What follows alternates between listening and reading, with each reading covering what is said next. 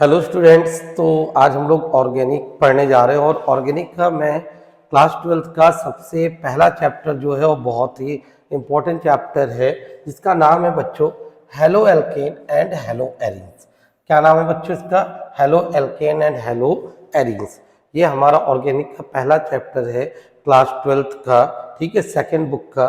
तो ये जो halo alkane and hello arenes chapter है काफ़ी लॉन्ग चैप्टर्स में आता है और हम इसको काफ़ी डिटेल से पढ़ने वाले। ठीक, अभी मैंने इसमें कुछ टॉपिक्स जो मैं अभी कवर कराऊंगा, जो टॉपिक इस वीडियो में कवर हो जाएंगे करेंगे, अदरवाइज उनको हम पार्ट्स में बना के आपको, ठीक है बच्चों, अपलोड करते रहेंगे। जैसे क्लासिफिकेशन हो गया, नॉमेनक्लेचर हो गया, nature of haloalkanes haloarenes हो गया, उसके बाद मेथड ऑफ प्रिपरेशन, फिर प्रॉपर्टीज। तो ये जो मैं कुछ पार्ट्स हैं जो अभी आपको बताऊंगा, फिर ऐसे ही पार्ट्स में आपको मैं अपलोड करता रहूंगा, ठीक है बच्चों। तो चलिए सबसे पहले हम बात करते हैं कि हेलो एल्केन्स और हेलो एरीन्स होते क्या है, ठीक है बच्चों। चलो देखो क्या कहते हैं ना, अगर डेफिनेशन आप पढ़ते रहिएगा मैं आपको बताता हूँ। देखो बच्चों, ये होता है हाइड्रोकार्बन, ठीक है। हाइड्रोकार्बन से अगर हम इस H को, ये एल्केन होता है, क्या होता है? एल्केन, ठीक। और एल्केन क्या है? एक हाइड्रोकार्बन है, ठीक है। तो क्या करें, अगर हम हाइड्रोकार्बन से हाइड्रोजन को हटा दें और हैलोजन को जोड़ दें, मतलब कि ये जो हैलोजन है ये इस H को रिप्लेस कर दे, तो ये इस H को रिप्लेस कर देगा, तो जो स्पीशीज बनेगी उसको हम लोग कॉमनली कहेंगे एल्किल हैलाइड। और इसी को अगर हम IUPAC में कहेंगे तो हम लोग क्या कहेंगे बच्चों? हेलो एल्केन कहेंगे, ठीक। तो ये एक कंडीशन हुई। अब अगर मैं एरोमेटिक हाइड्रोकार्बन ले लूं जिसको हम लोग एरीन्स कहते हैं, इसको रिप्रेजेंट करते हैं ARS से, ठीक। अब हम इसमें क्या करें कि हाइड्रोजन को रिप्लेस करें, किससे? हैलोजन से।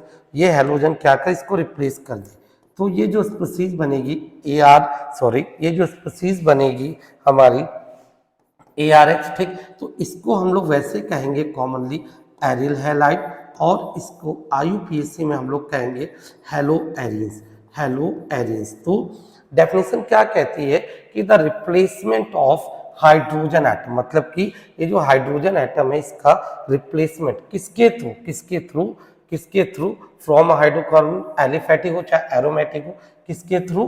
हैलोजन। मतलब कि इस हाइड्रोजन को अगर हम हैलोजन के थ्रू रिप्लेस करें तो जो स्पीशीज बनती है, अगर ये ग्रुप एल्किल है, अगर ये ग्रुप एल्किल है तो बनेगा एल्किल हैलाइड, अगर ये एरोमेटिक है तो ये बनेगा एरिल हैलाइड, ठीक। तो ये तो इसका इंट्रोडक्शन होता है। आपसे कोई पूछे तो आप बता सकते हो कि जब कभी भी आप हाइड्रोजन को, हाइड्रोकार्बन चाहे वो एलिफेटिक हो चाहे वो एरोमेटिक हो, उससे रिप्लेस करते हो, किससे? हैलोजन से, तो जो स्पीशीज बनती है उसे हम लोग क्या कहते हैं बच्चों?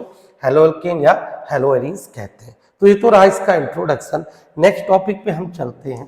नेक्स्ट टॉपिक क्या है बच्चों? अगला देखो, सबसे पहले इसका क्लासिफिकेशन। तो अगर हम इसके क्लासिफिकेशन की बात करेंगे, अगर हम इसका क्लासिफिकेशन करेंगे बच्चों, ठीक है, अगर हम इसका क्लासिफिकेशन करते हैं तो क्लासिफिकेशन में देखो कई बेस पे क्लासिफाई किया जाता है, ठीक है, कई बेस पे इसको हम क्लासिफाई कर सकते हैं। सबसे पहला है on the basis of number of halogen atom. अगर हम हैलोजन के नंबर पे इसको क्लासिफाई करें तो देखो जरा क्या है बच्चों, ध्यान दीजिएगा बहुत अच्छे से। अगर आपके ने एक हैलोजन लगाया, ये जो X होता है इसको हम लोग हैलोजन कहते हैं, और ये जो X होता है इसके अंदर बच्चों क्या क्या आते हैं? फ्लोरीन आता है, क्लोरीन, ब्रोमीन, आयोडीन एटसेट्रा आता है, ठीक है। तो क्या होता है, अगर इसमें एक हैलोजन लगा होता है तो this is called monohaloalkane, this is called monohaloalkane. अगर हम क्या करें, दो हैलोजन एटम लगा दें तो this is called dihaloalkane, dihaloalkane. और हम क्या करें, अगर तीन हैलोजन एटम लगा दें, अगर हम तीन हैलोजन एटम लगा दें लाइक दिस, अगर हम तीन लगा देते हैं यहाँ पर, ठीक है बच्चों, तो जो स्पीशीज बनती है ये क्या कहलाएगी? Tri halo alkane. This is called tri halo alkane. तो अगर हम ध्यान दें तो यहाँ हमने क्या देखा कि अगर एक हेलोजन लगा है तो this is called mono halo alkane, दो हेलोजन एटम लगे हैं तो this is called die halo alkane, और अगर तीन हेलोजन एटम लगे हैं तो this is called tri halo alkene. ठीक, सेम कंडीशन हम लोग एरोमेटिक के लिए करते हैं। ये हमने एरोमेटिक ले लिया, ठीक है। अगर यहाँ पे एक लगा है तो इसको हम लोग कहेंगे मोनो, एक क्या लगा, एक हेलोजन लगा है, मोनो हेलो एरीन कहेंगे, ठीक है। अगर हम क्या करें, यहाँ पर दो हेलोजन लगा दें लाइक दिस, ठीक, तो इसे हम लोग क्या कहेंगे बच्चों, डाई हेलो एरीन्स कहेंगे। अगर हम यहाँ पर तीन हेलोजन लगा दें लाइक दिस, एक हेलोजन, दो हेलोजन, यहाँ भी लगा, यहाँ कहीं भी लगा दें, ठीक, तो this is called tri hello arenes. ठीक, तो अब अगर हम एलिफेटिक की बात करें या हम एरोमेटिक की बात करें बच्चों, ठीक है, तो एक जैसे लगा है तो इसे हम क्या कहेंगे, मोनो, मोनो मतलब होता है एक, दो हेलोजन लगे तो इसे क्या कहेंगे, डाई, तीन हेलोजन लगे हैं बच्चों तो इसे कहेंगे ट्राई हेलो एरीन्स। तो ये जो हमने पहला क्लासिफिकेशन लिया है ये किसके बेस पे लिया, this is the base on the number of halogen, मतलब जितने हेलोजन लगे होंगे उसके बेस पे आप हेलो एल्केन और हेलो एरीन्स को कैसे क्लासिफाई करते हो। ठीक है, तो पहला क्लासिफिकेशन आई होप आपको क्लियर होगा। नेक्स्ट पे आते हैं बच्चों हम लोग, जो अगला क्लासिफिकेशन है वो हमारा है, देखिएगा आप लोग, हेडिंग आप लोग देखते रहिएगा। अगला क्लासिफिकेशन मेरा क्या है, ठीक है, अगले क्लासिफिकेशन की तरफ आते हैं, ध्यान दीजिए।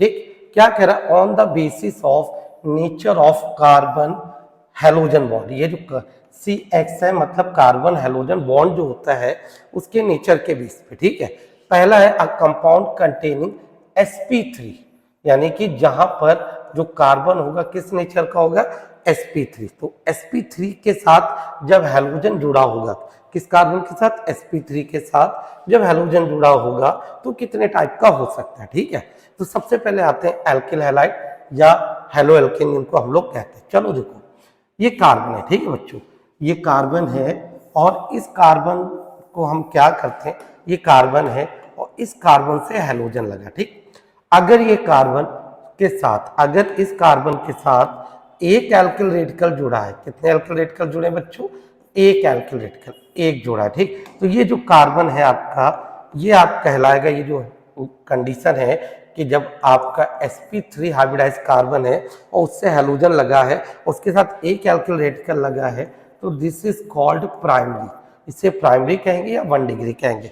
अगली कंडीशन क्या कहती है, ये कार्बन है, कार्बन के साथ आपका ये लगा है हेलोजन और इसी के साथ अगर आपके दो एल्किल रेडिकल जुड़े हैं, दो एल्किल रेडिकल, एक ये हुआ एक ये हुआ, तो इससे हम लोग सेकेंडरी कहेंगे या 2 डिग्री कहेंगे।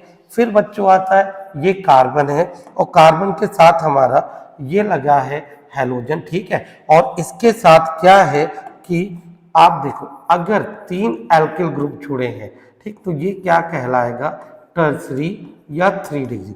मतलब कहने का था कि जो कार्बन हेलोजन से जुड़ा है उसका नेचर कैसा है, उसका sp3, यानी कि इसका हाइब्रिडाइजेशन sp3 है, और अगर sp3 हाइब्रिडाइजेशन से हेलोजन जुड़ा है और उसके साथ एक एल्किल ग्रुप जुड़ा है तो this condition is called primary. हम लोग क्लास 11th में भी ये चीजें पढ़ते हैं, प्राइमरी, सेकेंडरी और टर्सरी। इसके साथ दो एल्किल रेडिकल जुड़े हैं तो दिस इज कॉल्ड सेकेंडरी, और इसके साथ 3 एल्किल रेडिकल जुड़े हैं तो that is called the tertiary. तो इस तरीके से अगर हम एल्किल हैलाइड या हेलो एल्केन को sp3 के बेस पे, यानी कार्बन sp3 हाइब्रिडाइज है उस बेस पे क्लासिफाई करेंगे तो ये 3 टाइप का आपका पहले आता है। ठीक, उसके बाद नेक्स्ट कंडीशन जो है बच्चों, नेक्स्ट जो कंडीशन है हमारी, ये देखो क्या लिखा है, एलिलिक हैलाइड। क्या लिखा है बच्चों, एलिलिक हैलाइड। जरा ध्यान दीजिएगा, एलिलिक हैलाइड क्या होते हैं जरा आप लोग देखिएगा, अच्छे से समझिएगा। देखो ये कार्बन है, ठीक, और इस कार्बन से बच्चों हमारा, इस कार्बन से हमारा जो जुड़ा है, ठीक, ये जुड़ा है एक हेलोजन। ठीक, अब इसी कार्बन से हम क्या करते हैं कि इसी कार्बन से हम क्या करते हैं, एक दूसरा कार्बन बनाते थे, और ये कार्बन जो है, ये कार्बन जो है ये डबल बॉन्ड है, ऐसे बना है। ठीक, तो क्या कहते हैं कि हेलोजन जिस कार्बन से जुड़ा है वो sp3 हाइब्रिडाइज है, उसके बाद का जो कार्बन है वो sp2 हाइब्रिडाइज है। तो इस टाइप का जो आपका हेलो एल्केन्स बनेगा उसे हम लोग कहेंगे एलिलिक हैलाइड। क्या कहेंगे? Allylic halide. कैसे इसको डिफाइन करते हैं? कहते हैं कि when halogen attached to sp3 hybridized carbon which is next to sp2 hybridized is called the allylic halide। ऐसे कंडीशन में हेलो एल्केन का नाम क्या होता है बच्चों? एलिलिक हैलाइड होता है। अगर हम इसके एग्जाम्पल को लिखना चाहें तो हम लोग इसके एग्जाम्पल को भी लिख सकते हैं इस तरीके से हम इसके एग्जाम्पल को लिख सकते हैं। ये कार्बन sp3 है, ये कार्बन sp2 है। तो हैलोजन जहां से जुड़ा है, हैलोजन वो sp3 है, उसके नेक्स्ट कार्बन sp2 है। तो इस टाइप को हम लोग क्या कहते हैं बच्चों? एलिलिक हैलाइड कहते हैं। ठीक है, तो ये हमारा दूसरा क्लासिफिकेशन होता है। हम लोग नेक्स्ट पे आते हैं बच्चों। नेक्स्ट है benzylic halide. What is the benzylic halide? ध्यान से देखेंगे हम लोग बेंजिलिक हैलाइड क्या होते हैं। ठीक है, चलो बेंजिलिक हैलाइड को देखते हैं। क्या है बच्चों? ये कार्बन है, ठीक, और कार्बन के साथ ये क्या जुड़ा है? हैलोजन जुड़ा है। अब कार्बन के साथ हैलोजन जुड़ा है और इस कार्बन से आपका जुड़ा है बेंजीन, इस कार्बन से आपका बेंजीन जुड़ा है। ठीक है, जरा बात को समझिएगा आप लोग अच्छे से। जो हैलोजन है वो जिस कार्बन से जुड़ा है वो सिंगल बॉन्डेड कार्बन है, तो उसका नेचर कैसा होता है? sp3 hybridise. अब ये क्या कहते हैं कि when halogen attached to sp3 hybridise carbon which is next to benzene ring, जो बेंजीन रिंग के नेक्स्ट होता है, मतलब कि जब हैलोजन sp3 हाइब्रिडाइज कार्बन से बना हो, मतलब जुड़ा होगा, और जो किससे जुड़ा है? बेंजीन रिंग से, तो उसे हम लोग क्या कहेंगे बच्चों? बेंजिलिक हैलाइड कहेंगे। मैं फिर से बोल रहा हूं, सुनो। When halogen attach to sp3 hybridise carbon which is ये वाला carbon which is next to benzene ring, that is called benzylic halide. ठीक, अब आप सबको पता है कि कार्बन कितने बॉन्ड बनाता है? 4 बनाता है। तो बच्चों इसके अंदर ना कंडीशन पॉसिबल है, मतलब कि ये प्राइमरी, सेकेंडरी और टर्सरी भी हो सकता है। जैसे ये देखिए, अब यहाँ पर क्या जुड़ा है? यहाँ पर हैलोजन जुड़ा है और यहाँ पर एक एल्किल रेडिकल जुड़ा है और ये H है। अब देखो, एक कार्बन ये हुआ, एक इसके पास कार्बन हो, तो ये कार्बन कितने से जुड़ा है? 2 से जुड़ा है। तो ये जो बेंजिलिक हैलाइड होगा ये कैसा होगा? सेकेंडरी होगा। ये प्राइमरी था, ये हमारा जो था ये प्राइमरी था, यानी कि 1 डिग्री। चलिए नेक्स्ट हम बात करते हैं। ये हमने क्या किया? एक बेंजीन रिंग बनाई। ठीक, इस बेंजीन रिंग से हमने क्या जोड़ा?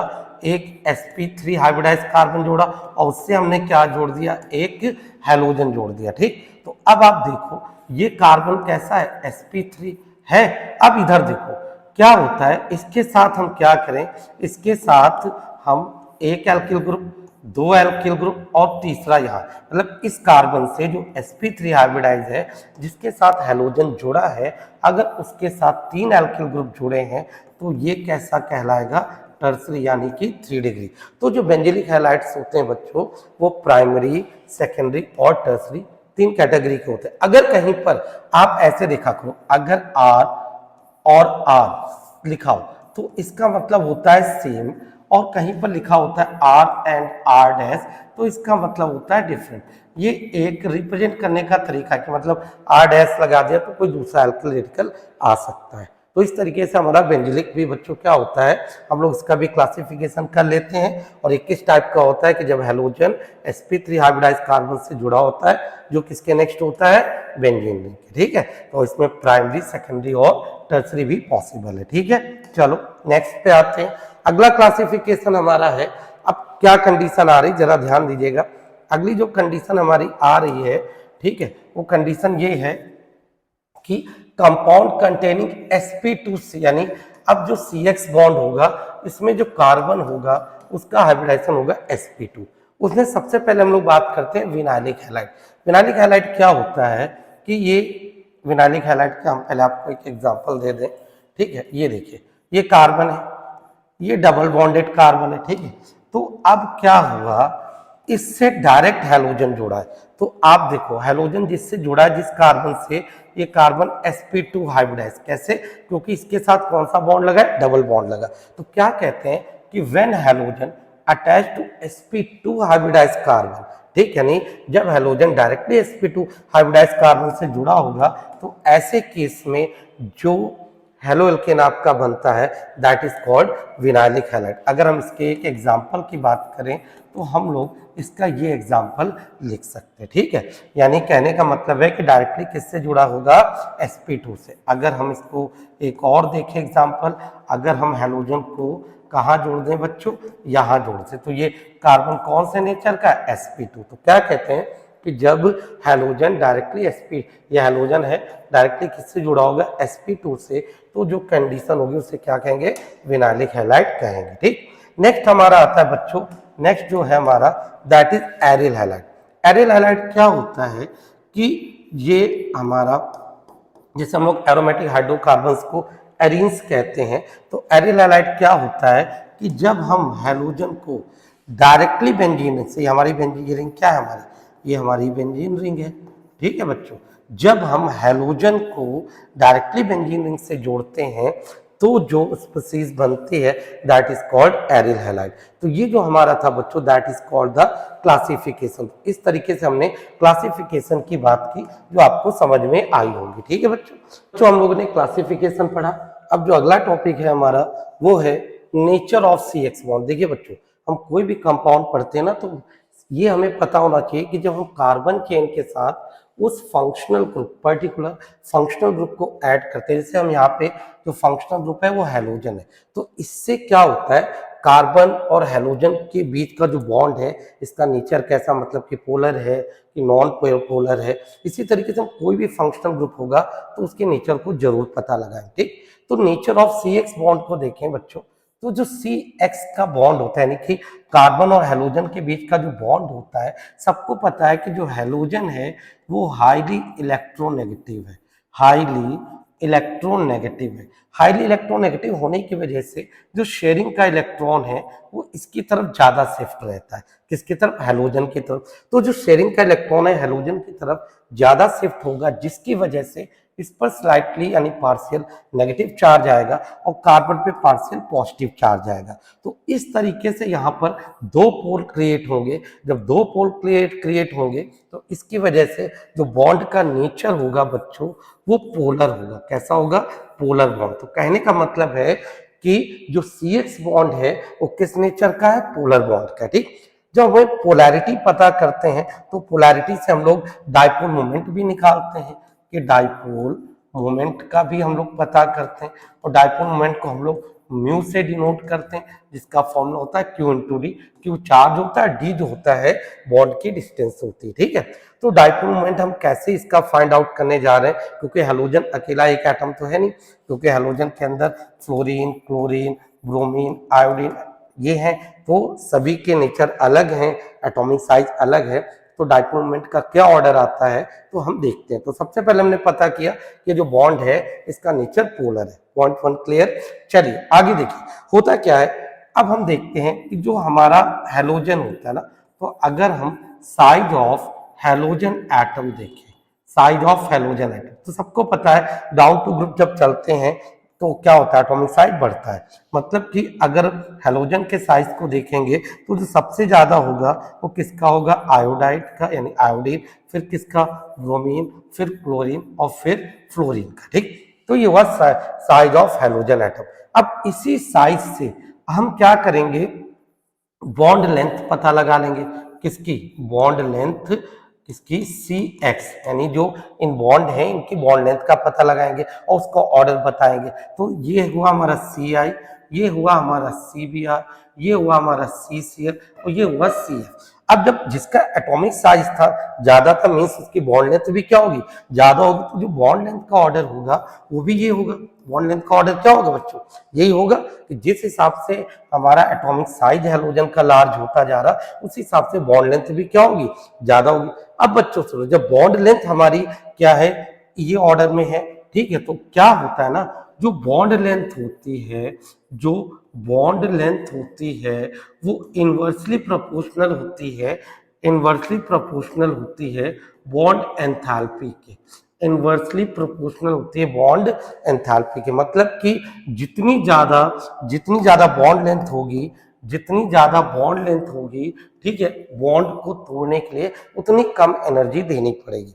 बॉन्ड लेंथ जितनी ज्यादा होगी, बॉन्ड को तोड़ने के लिए उतनी कम एनर्जी देनी पड़ेगी। ठीक, तो यहाँ पर हम बॉन्ड एंथैल्पी किसकी कर रहे हैं, CX बॉन्ड की, मतलब कि कार्बन और हाइड्रोजन बॉन्ड की बॉन्ड लेंथ भी देख रहे हैं और बॉन्ड एंथैल्पी भी देख रहे हैं। तो इस कंडीशन में अगर हम बॉन्ड एंथैल्पी के ऑर्डर को देखें, बॉन्ड एंथैल्पी के ऑर्डर को देखें, तो ये रिवर्स हो जाएगा। यानी क्या होगा ऑर्डर, जरा देखेंगे ध्यान से, ऑर्डर क्या होगा।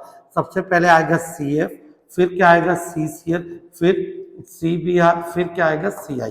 तो इसका जो ऑर्डर बनेगा जाके वो ऐसे बनेगा, इस तरीके से। इसका मतलब हुआ कि जो बॉन्ड एंथैल्पी हुई और सबसे ज्यादा किसकी, CF की हुई, ठीक, फिर CCl, फिर CBr और फिर CI। तो बच्चों क्या होता है ना, अब इस कंडीशन में देखा जाए, फ्लोरीन बीइंग हाईली इलेक्ट्रोनेगेटिव, तो इसकी बॉन्ड ज्यादा मजबूत है, इस वजह से क्या हो रहा है, ठीक, इसकी बॉन्ड एंथैल्पी ज्यादा है। लेकिन अगर हम डाइपोल मोमेंट का ऑर्डर देखते हैं, अगर हम डाइपोल मोमेंट का ऑर्डर देखते हैं, डाइपोल मोमेंट का ऑर्डर देखते हैं, ठीक है, तो क्या बनता है ना बच्चों, थोड़ा सा ना यहाँ पे एक ट्विस्ट आता है। ट्विस्ट क्या आता है कि जो CCl बॉन्ड होता है हमारा, दिस बॉन्ड, जो CCl बॉन्ड होता है, ठीक है, इसका डाइपोल मोमेंट CF से ज्यादा होता है। मतलब कि अगर डाइपोल मोमेंट को देखा जाए तो सबसे ज्यादा CCl का होगा, फिर CF का होगा, फिर CBr का होगा और फिर CI का होगा। द रीजन बिहाइंड दिस, इसके पीछे कारण क्या है, इसके पीछे क्या कारण है कि बॉन्ड एंथैल्पी तो CF की ज्यादा है, लेकिन जो डाइपोल मोमेंट है वो हमारा किसका ज्यादा है, CCl का ज्यादा है। तो द रीजन बिहाइंड दिस, जो Cl होता है हमारा, क्लोरीन होता है जो हमारा, ठीक है, क्लोरीन जो होता है, ठीक है, इसका जो इलेक्ट्रॉन गेन एंथैल्पी होता है, इलेक्ट्रॉन गेन एंथैल्पी होता है, वो फ्लोरीन के कंपेयर में ज्यादा होती है।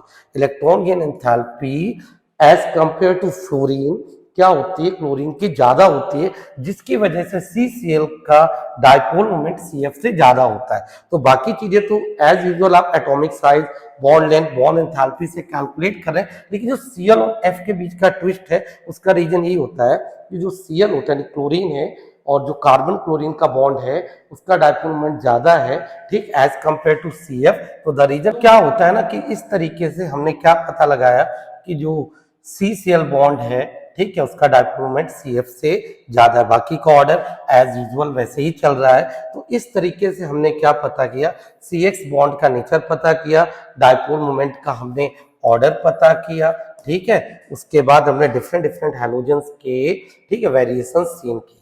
तो कोई भी हम कंपाउंड पढ़ते हैं बच्चों, तो हम ऑर्गेनिक का, तो हम उसके जो कार्बन चेन के साथ उसका बॉन्ड होता है उसका नेचर जरूर पढ़ते हैं। ठीक है बच्चों, तो यहाँ पर हमारा ये टॉपिक खत्म होता है।